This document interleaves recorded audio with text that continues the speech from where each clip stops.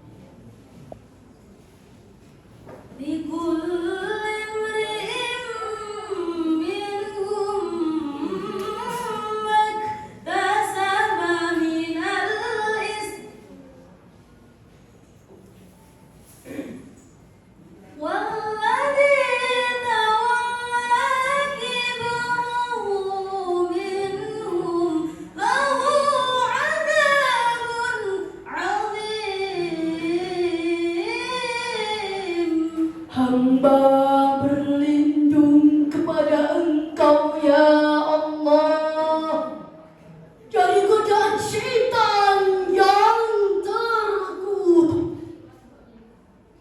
dengan menyebut asma-Mu ya Allah yang Maha Pengasih, Maha Penyayang.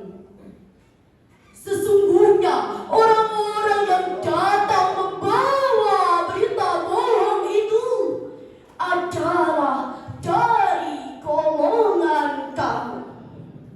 Janganlah kamu mengira bahwa itu buruk bagi kamu, bahkan itu baik bagimu.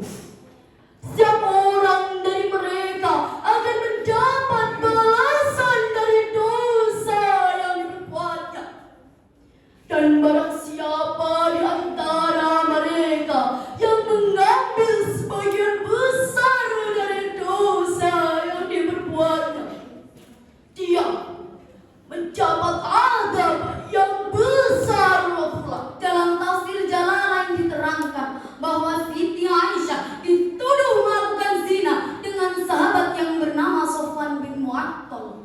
Pengaruh fitnah tersebut luar biasa dalam menyakitinya. Tetapi dengan berbekal sabar, Allah membuktikan bahwa Aisyah bersih dari fitnah tersebut. Berikut lagu yang menceritakan kisah Aisyah yang telah dipopulerkan oleh Muhammad Yusuf dan Muhammad Narim. Aisyah habakillahu hubba man yuhibu fasirti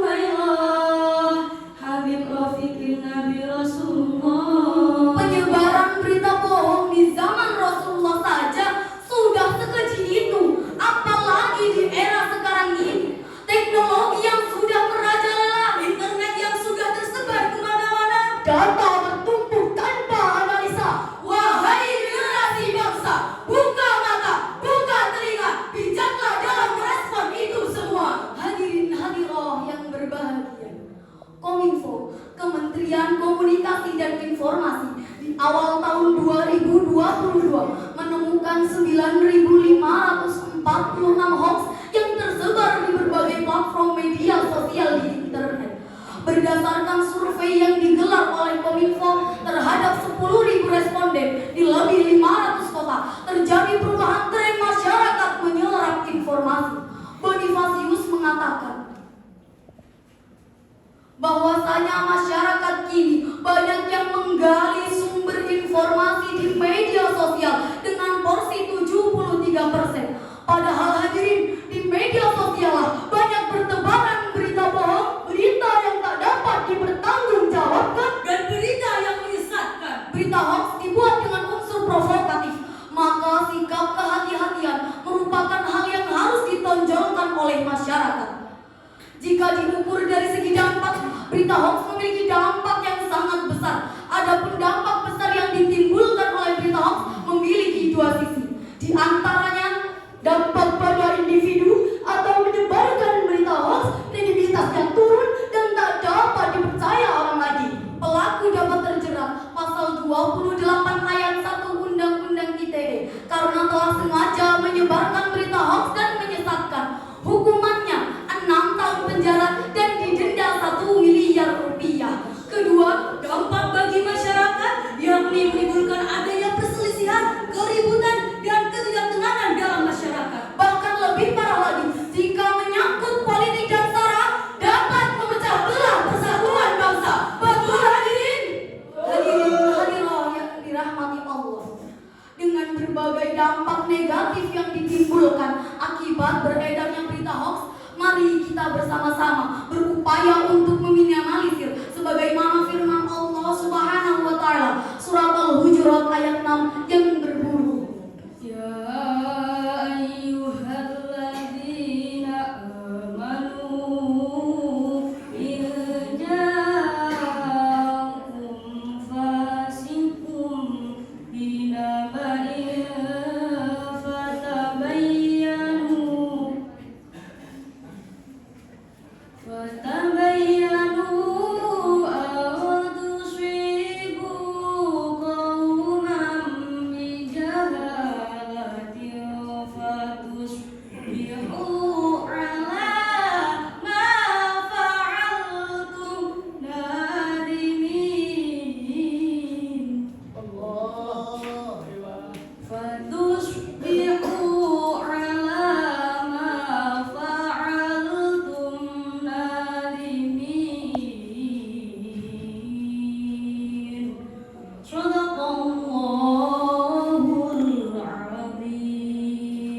Hai orang-orang yang beriman, ketika datang kepadamu orang fasik membawa suatu berita, maka periksalah dengan teliti agar kamu tak menimpakan musibah kepada suatu kaum tanpa mengetahui keadaannya, yang menyebabkan kamu menyesal atas perbuatanmu itu. Maha benar Allah yang Maha Agung atas segala firman. Dalam tafsir Ibnu Katsir dijelaskan bahwa turunnya surat Al-Hujurat ayat 6 ini berkenaan dengan Al-Walid bin Uqbah bin Abu Mu'ayth ketika dia diutus oleh Rasulullah untuk menarik zakat orang-orang Bani Mustalik.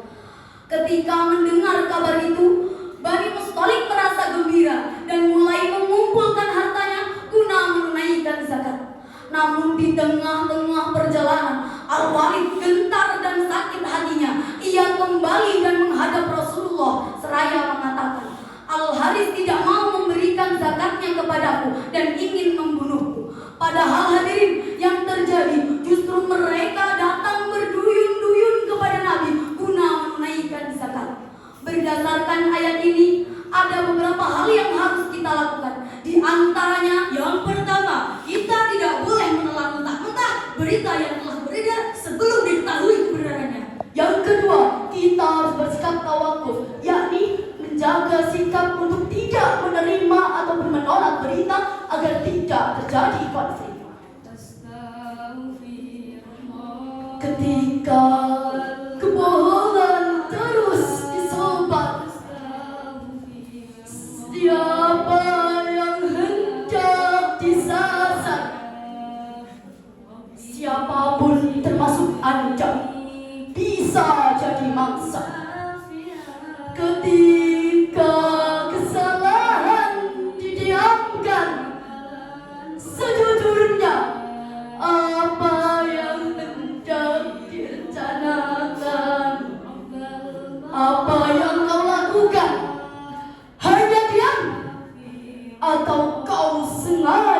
siang.